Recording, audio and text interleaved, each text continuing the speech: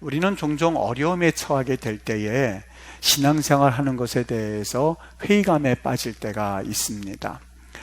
우리가 예수님을 믿고 그리고 구원을 받았다면 그렇게 만사 형통은 아니라 한다 할지라도 최소한 고통은 면하고 그리고 환난은 당하지 말아야 된다라는 생각이 있기 때문에 사실 신앙생활 하다가 어려움에 빠지면 우리는 회의감을 또 회의감이 들고 절망에 빠질 때가 종종 있는 것이죠. 약속의 땅에 있는데 왜 기근이 오고 약속의 땅에 있는데 왜 환난이 찾아오느냐 하는 것입니다. 우선 하나님은 믿음의 조상이라고 할 수 있는 아브라함도 기근을 겪게 하셨고 이삭에게도 기근이 있었고 야곱에게도 기근이 있었다라고 하는 사실을 성경을 통해서 우리에게 분명히 보여주고 있는 것입니다. 다시 말해서 하나님은 하나님의 백성들이라고 한다 하여도 흉년을 그냥 허용하신다는 사실이죠. 출애굽할 때 일이었습니다. 그들의 목적지는 가나안 땅이었습니다만 하나님께서 그들을 이끄신 것은 바로 광야였습니다. 그들이 통과해야 하는 곳이 바로 광야였던 것이죠. 광야라고 하는 것이 무엇을 의미합니까? 볼 것도 없고 그렇다고 해서 기댈 것도 없고 인간적인 방법으로는 도저히 살 수 없는 곳을 일컬어서 우리는 광야라고 말하고 그리고 광야가 의미하는 바입니다. 오직 하나님 외에는 아무것도 의지할 수 있는 그러한 것이라고는 아무것도 없는 것이 광야인 것이죠.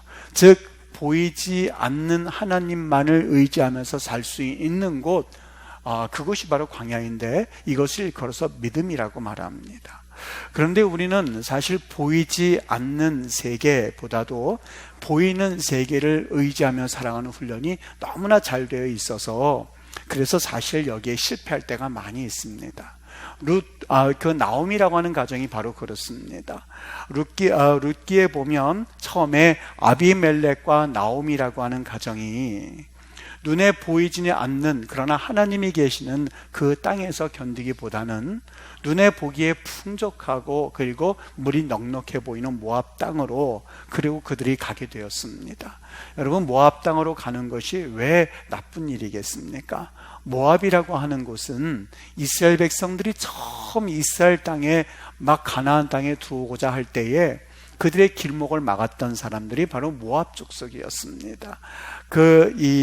이스라엘이 광야를 거쳐서 올 때에 발람을 불러서 저 이스라엘 백성들을 저주해라 라고 발락이 명령하였고 그리고 그들을 방해했던 것이 바로 모압 사람들이었었고 그 모압 사람들에 대해서 하나님은 절대로 그들이 이스라엘 총회에 들어오지 못하게 될 것이라고 그들에게 말씀해 주셨던 사람들이 바로 모압 족속이었습니다. 다시 말하면 하나님 나라를 유업으로 받지 못하는 땅, 그 족속들이 바로 모압 족속이었는데 이스라엘에서 모압으로 간다라고 하는 것은 눈에 보이지 않는 하나님보다도 눈에 보이는, 그래서 눈이 보기에 좋아 보이는 곳으로 내 신앙을 떠난다라는 의미를 가지고 있기 때문에 사실 그 삶은 그렇게 온전하고 그리고 지혜롭고 그리고 어떻게 보면 신앙적인 결단은 아니었었던 것이죠. 하나님께서 때로는 우리 그리스도인들이라 한다 할지라도 우리에게 기근을 허락하시고 환난을 허락하실 때가 있습니다. 왜 환난이 있고 기근이 있습니까? 고난이 있습니까? 하는 점에 대해서는 우리는 그 이유를 정확하게 알 수는 없습니다. 다만 비록 징계가 있고 환난이 있다 한다 할지라도 이것을 계기로 해서 우리의 신앙이 다시 한번 새로워지고 하나님께 돌이키는 경우가 종종 있다고 하는 것이죠. 그러니까 고난이라고 하는 것, 환난이라고 하는 것이 항상 나쁜 것만은 아닙니다. 눈에 보이는 것에 많은 것에는 우리가 눈을 감아버리고 눈에 보이지 않는다 한다 할지라도 그 하나님께 눈을 뜨고 하나님을 기대하고 의지하는 훈련을 갖는 것, 이것을 일컬어서 우리가 믿음이라고 하고 이것을 믿음의 훈련이라고 합니다. 하나님은 우리가 비록 기대하지는 않았지만 이렇게 눈에 보이지 않는 하나님을 바라보고 기대할 때에 하나님께서 우리에게 놀라운 복을 허락해 주시기 때문에 그렇습니다. 우리가 바로 믿어야 할 것이 바로 이 사실입니다. 빌립보서 1장 6절에는 분명히 우리에게 교훈해 주고 있습니다.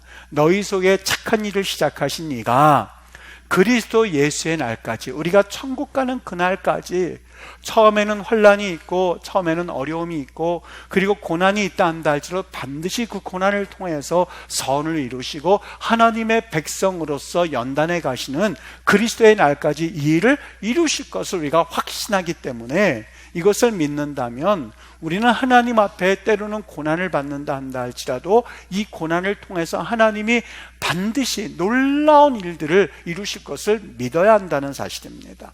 오늘 룻기를 우리가 봉독한 이유가 바로 여기에 있습니다. 바로 나오미의 삶이 그랬고 룻의 삶이 그것을 보여주고 있습니다. 고향으로 그들이 돌아왔거든요. 오르바는 제 갈 길을 가게 되었고 룻만은 시험이 나오미를 따라서 어머니의 백성이 나의 백성이 되고 어머니의 족속이 나의 족속이 될 것입니다 라는 결단을 가지고 그 이스라엘 땅으로 같이 돌아왔습니다만, 여러분 지금도 만만치 않으니 예전엔 더했겠지요. 예전에 그 시험이 나오미와 그리고 룻이라고 하는 두 여인이 그 땅에서 살 수 있는 길은 없어 보였습니다. 살 길이 막막했습니다. 오늘 본문에 보면 보리 추수가 끝났다고 한 것을 보면 이미 그들이 땅을 가지고 혹 있다 한다 할지라도 그것을 추수해서 곡식을 거둬서 그들이 그 곡식을 가지고 다시 삶을 일궈 나가기 위해서는 1년이라는 시간이 필요했습니다. 그러나 그들에겐 땅도 있지 아니하였고 그들은 막 모압 땅에서 실패해서 모든 것이 다 이제는 사라진 채 빈 몸만 가지고 온 사람들이 나오미와 룻이었거든요. 그들의 살 길이 막막했습니다. 그런 상황에서 그들이 오직 살 수 있는 길이 있다면 다른 사람, 추수가 끝난 사람의 땅에 가서 곡식을 주워서 오는 길일 뿐이었습니다. 밭이었습니다. 참 비참한 인생이었죠. 여러분, 그리스도인들이 신앙생활을 해나갈 때에 부담을 느낄 때가 있습니다. 신앙인이라 한다 할지라도 때로는 극단적을 선택을 하는 이유가 바로 여기에 있습니다. 왜요? 하나님은 선하시고 하나님은 살아계시다고 하였는데 내 현재 상황은 하나님이라고 하는 그 절대적인 그 하나님의 도우심을 얻지 못한다고 생각할 때에 우리의 신앙은 사실 여기에 멍이 들기 시작합니다. 그리고 극단적인 선택을 하는 경우도 종종 보게 됩니다.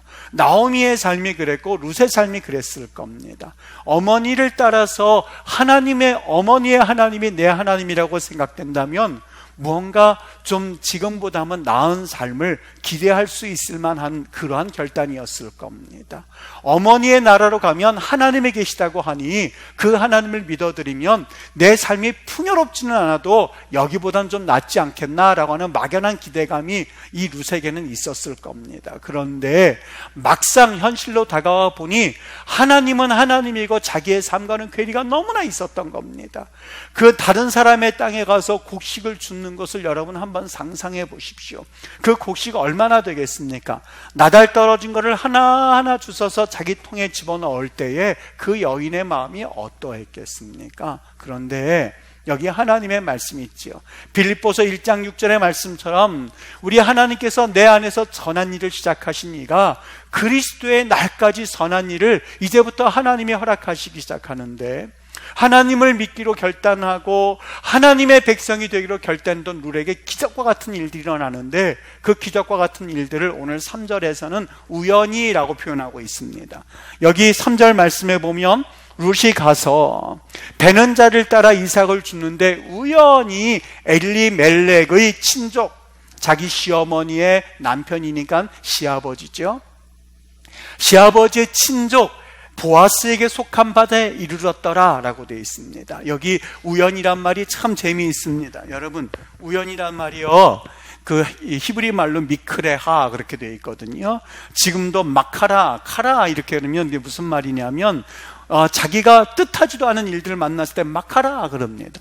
두 손을 벌쩍 막 가라. 그리고 좋은 일이 떨어졌을 때 막 두 손을 치면서 가라. 그럼 막 가라. 이게 웬일이야? 이게 기대하지 못했는데 이게 어떤 이런 일이야? 라고 말할 때 그 말을 쓰거든요. 여기 우연이라고 하는 말은 단순히 재수가 좋아서 하다 보니까 어쩌다란 말이 아니에요. 우리가 표현할 길이 없어서 카라란 말을 우연이라고 했는데, 여러분, 우리 믿음의 사람들은 우리는 계획하지 않습니다. 때로는 아무것도 모른 채 그냥 지나갑니다. 인위적인 어떤 개입이 없었다는 말을 표현하기 위해서 쓸 때 썼던 말이 미크라입니다. 아무것도 계획하지 않았습니다. 앞으로 어떤 일이 일어날지 모르겠습니다. 그러나 의 의미가 마카라, 카라의 의미입니다. 여기 바로 이 룻이 그랬습니다. 그 여인이 거기에 들어간 것이 내 시아버지 친족 보아스, 여기에 보면 유력한 자라고 표현되어 있거든요. 돈이 많은 자였거든요. 권세 있는 자였거든요. 그 당시에 지도층급의 사람이었거든요. 여러분, 그 사람이 땅인지 어떻게 알았겠습니까?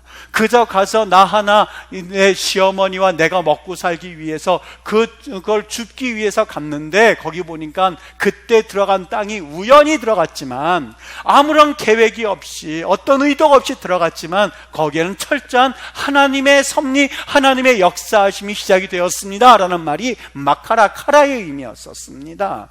여러분, 필연적인 만남이 시작되었었던 겁니다. 여기 보니까 그 다음 말에 보면 4절에 보면 마침이란 말이 되어 있죠. 마침이란 말이 희내라고 되어 있습니다. 희내란 말을 쓸 때 언제 쓰냐면, 예수님께서 그 자가 이제 자기의 몸을 고치려고 왔을 때 예수님의 무리가 저쪽에서 옵니다.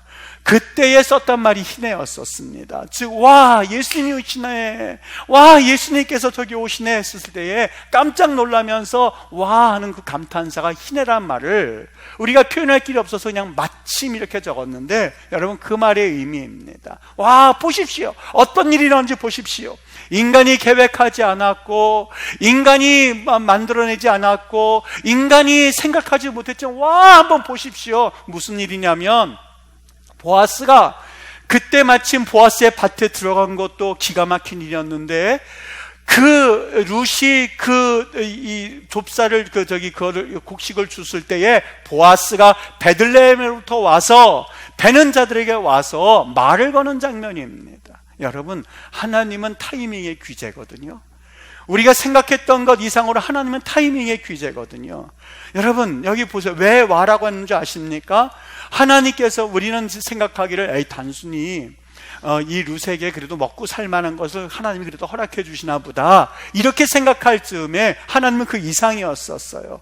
보아스를 설명해서 유력한 자, 두 사람의 인생을 책임지고도 남을 만한 그러한 사람을 여기 보아스 유력한 자라고 표현하고 있는 거거든요. 마침 그 타이밍에 그 밭에 들어간 것도 기가 막히지만, 마침 그 타이밍에 보아스 그 밭의 주인이 거기에서 내 땅에서 누가 와서 그것을 줍고 있는지 보려고 왔는지, 아니면 그 땅에 있는 다른 사람들 도우려고 왔는지, 그 땅에 마침 보아스가 와서 룻을 만나는 장면입니다. 우리가 믿음으로 살게 되면, 믿음으로 나가게 되면 우연을 가장한 하나님의 기가 막힌 섭리를 경험하는 것, 이것이 바로 하나님의 필연적인 만남의 역사를 보게 해주시는 것, 이것이 바로 하나님의 역사예요. 여기 마침이란 말, 와라고 하는 것은 오늘 성경을 쓰던 그 룻의 그 사람도 너무 놀랬던 거예요. 룻이 들어갔던 거는 그냥 우연히 들어간 걸로 보였어요. 인간의 개입이 없었어요. 그 마음 가운데에 시아버지의 친족 부유한 보아스가 있지, 그를 찾아가려고 일부러 간 것도 아니었었어요. 그냥 내 호구지책으로 나와 시어머니가 좀 죽지 않기 위해서 잠깐이나마 그 좁쌀을 주스러 들어갔는데, 그 땅이 마침 보아스의 땅이었었고, 그냥 땅 주인은 없는 채 그것만 주스러 왔을 수도 있는데, 그때 마침 타이밍의 귀재가 되시는 하나님께서 보아스의 마음에 어떤 감동을 주셨는지 그 땅에 와서 줍고 있는 룻을 발견하는 기가 막힌 하나님의 만남을 허락해 주셔서, 오늘 그 성경을 적고 있다가 그도 놀라서 와 하고 적었었던 겁니다. 여러분, 오늘 이 말씀 보면서 우리가 하나님께서 얼마나 놀랍게 역사하시는가 하는 것은 성경의 곳곳에서 찾아볼 수가 있습니다. 이 유대인이었던 모르드게가 자신에게 절을 하지 않는다고 하여서 이제 모르드게뿐만이 아니라 모든 유대인들을 다 죽일 계획을 하고 높은 장대를 세워서 거기에 모르드게를 매달 그런 생각을 가지고 하만이 있었습니다. 이제 왕의 재가를 받으려고 이제 가만히 숨지고 기다리고 있었던 차에 그때 하나님의 역사가 있는데, 이 아하수에로 왕이 그날따라 잠이 오지 않는 거예요. 그래서 그 역대기서들을 가지고 와서 한번 그걸 자기에게 읽혀주라고. 그래서 그것을 듣다가 잠이 들려고 했는데, 그 왕들의 기록을 적어놓은 그 책에 마침 뭐가 적혀져 있었냐면, 모르드게라고 하는 사람이 2명의 내시가 자기를 죽이려고 모함하려다가 그것이 발각이 된 거죠. 그래서 모르드게가 그것을 왕후 에스더에게 말했고, 에스더가 그것을 다시 왕에게 말함으로써 왕이 사실상 목숨을 구한 사건이 거기에 기록되어 있었던 거예요. 이것을 듣고 깜짝 놀랐던 왕이 이 모르드게에게 상을 내렸느냐고. 그렇지 않다고. 왕도 모르는 것처럼 상을 내리지도 않았다고. 그때 사람을 부릅니다. 누구 거기 없느냐고. 마침 하만이 모르드게를 죽이려고 와서 있다가 왕이 자기를 부르는 소리에 깜짝 놀라서 달려갑니다.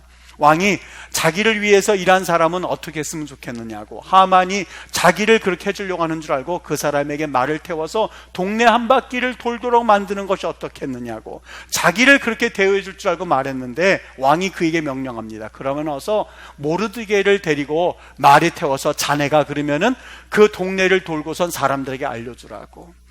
이 하만이 얼마나 기가 막혔겠습니까? 끝내는 이 일이 계기가 되어서 오히려 모르드게를 매달아 죽이려고 했던 그 나무에 자기가 매달리게 됨으로써 모르드게도 살고 유대인도 사는 역사가 바로 에스더입니다. 여러분, 신기하게도 에스더는, 여러분이 한번 찾아보십시오. 하나님이란 단어가 단 한 번도 언급되어 있지 않습니다.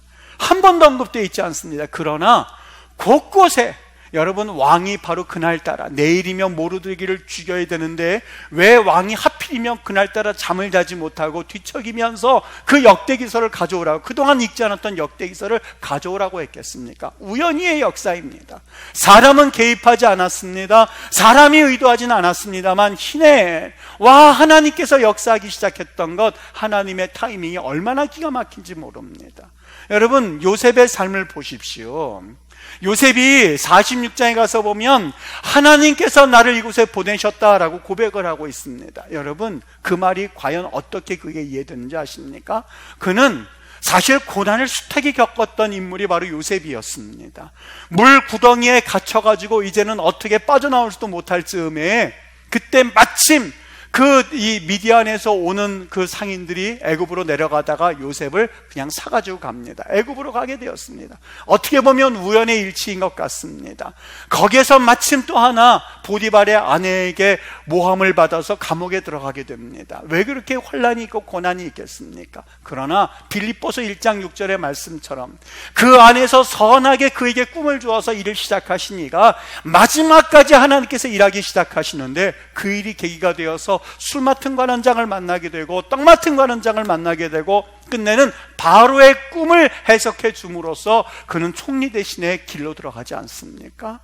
여러분, 이것이 바로 하나님의 역사입니다. 모세가 이제 그 부모에 의하여서 그가 갈대숲 상자에 들어가서 가만히 갈대 상자가 있을 때에, 여러분, 거기에는 바로의 공주가 그곳에서 모욕할 수 있을 만한 시설이 다 갖춰져 있음에도 불구하고 하나님이 그의 몸을 근질근질하게 해서, 그래서 하필이면 나일강가에 그날따라 나오게 하였고 거기에서 바로 갈대 상자를 발견하여서 모세를 왕궁에 데려다 키우지 않습니까? 어떻습니까? 모든 것들을 하나님이 없는 채 바라본다면 우연이라고 하는 것이 너무나 주위에는, 저 사람 재수가 좋다, 어떻게 저 사람은 운이 좋을까라고 말하고 있지만, 여러분, 그렇지 않아요. 하나님의 시간 속에는 우연을 가장한 하나님의 역사가 담겨져 있을 뿐이에요. 요셉이 그러한 구덩이에 갇혀 있을 때도 역사하셨던 하나님을 가만히 바라보면서 저는 이런 생각을 한번 해봤습니다. 오늘 성경에 만남이라는 기가 막힌 역사가 있습니다. 그 만남을 성경은 우연이라고 표현하고 있지만 이 말을 조금 더 자세하게 신앙적으로 풀이해 본다면 사람은 개입하지 않은 채의 의미입니다. 사람은 개입하지 않았다 한다 할지라도 그 속에 누가 있어요? 바로 우리 안에는 하나님이 계시다는 것을 믿고 살아가는 것, 이것이 바로 믿음의 사람들, 하나님의 사람들의 가치관이요 삶의 태도입니다. 여러분, 깊은 바닷속에 이 거북이가 한 마리 살고 있습니다. 거북이가 몇 년에 한 번씩 수면 위로 올라오게 되는데 넓은 바닷속에 낙엽 하나가 둥둥둥둥 떠난다고 그래요. 마침 올라올 때에 그 거북이 바로 위에 낙엽이 얹혀서 같이 올라오게 되었던 것이죠. 여러분, 그 몇 년 동안 바닷속에 있다가 숨을 쉬게서 나오는 그 거북이 위에 낙엽이 그 위로 등에 엎쳐졌다는 것, 여러분, 이것만큼 귀한 만남이 어디 있겠습니까? 그 만남이 어떤 만남인지 아십니까? 오늘 성경에 나오는 룻과 보아스의 만남인 뿐만이 아니라 이것은 우리와 우리 만남입니다. 부부와 부부의 만남입니다. 세상의 수많은 사람들 가운데서 부부가 만나고, 세상에 수많은 아이들이 있음에도 불구하고 내 자녀들을 만나고, 세상에 수많은 사람들 가운데에 바로 내 남편과 아내요 성도들인 것이지요. 어떻게 살아야만 하겠습니까? 무엇을 바라보면서 살아야 되겠습니까? 세상 사람들이 하나님이 없을 때는 어쩌다가 이런 남편을 만났을까? 어쩌다가 이런 아내를 만났을까라고 말할 수 있습니다만, 우리는 그런 말을 사용하지 않습니다. 우리가 불평하는 이유가 있다면 하나님의 계획이 없어서가 아니에요. 하나님의 계획이 우리가 눈에 보이지 않기 때문에 우리는 불평하는 거예요.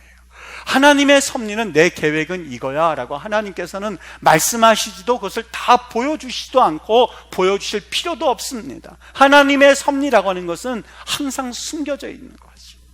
오늘 룻이 시어머니 나오미를 쫓아올 때에 내가 그 땅에 들어가면 이제부터 보아스를 만나게 될 것이고, 보아스를 만나게 되어서 내 삶이 그와 함께 같이 가게 될 것이고, 그리고 내 후손 가운데에 메시아 예수 그리스도라고 하는 인류의 구원자가 나오게 될 거야 하는 그 섭리를 다 알고 룻이 쫓아왔을까요? 아니에요. 그렇지 않아요.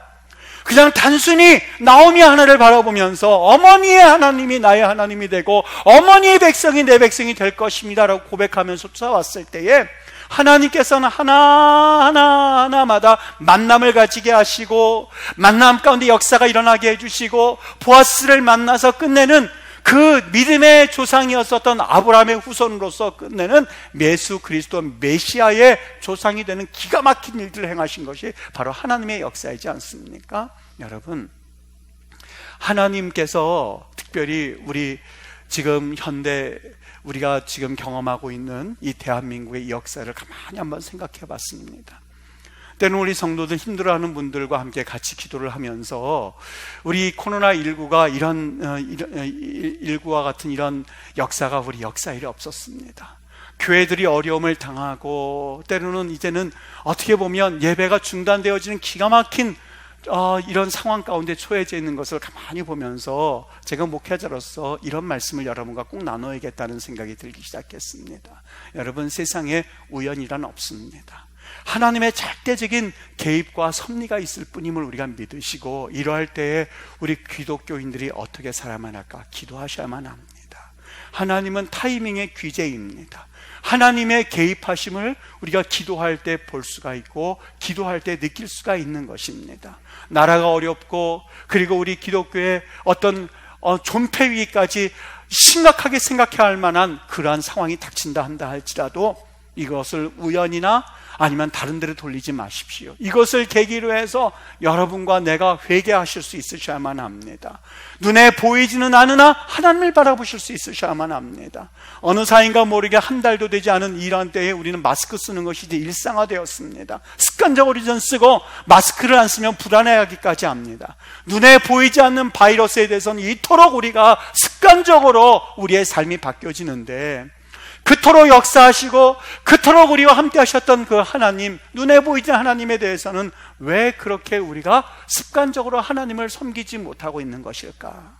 습관적으로 하나님을 우리가 만나고 습관적으로 우리 하나님과 대화하고 교제하고 있지 못하는 것일까? 여러분, 우리 이 기간 동안에 하나님을 바라보며 잠잠하게 회개함으로, 그리고 눈에 보이지는 않으나 그 하나님을 바라보며 모든 것에 능하신 하나님을 다시 한번 우리가 그분 앞에 엎드려서 기대하지는 않은, 우리가 정말 와 할 수 있는, 희내할 수 있는, 와 이것 봐라 할 수 있는 하나님의 역사를 경험하게 되는 우리 대한민국, 우리 임마누엘 교회, 우리 그리스도인들 되시길 주의 이름으로 축복합니다.